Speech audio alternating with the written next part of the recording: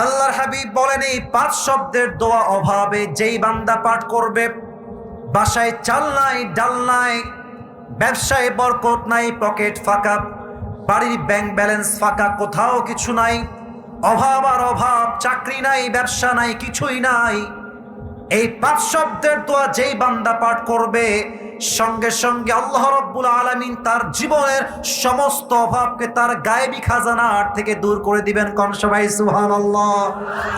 আমি বলবো, আশা রাখবো বগুড়ার সন্তান বীর পুরুষের সাউন্ডে আমাকে দোয়াগুলো শোনাবে। বলেন সবাই, ইয়া আউয়ালাল আউয়ালিন।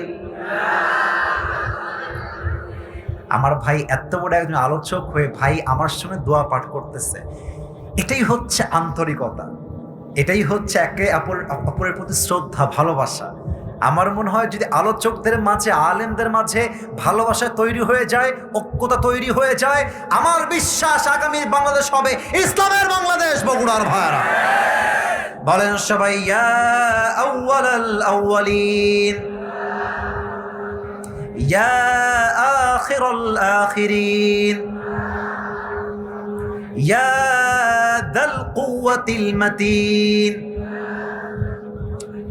শেষ শব্দের 2টা দোয়া খুবই সহজ, so you have to answer me very loudly, আস্তে নয় জোরে বলবেন।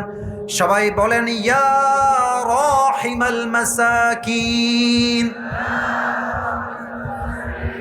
শেষ শব্দের দোয়া আরো বেশি সহজ, বলেন সবাই, ইয়া আরহামার রাহিমিন।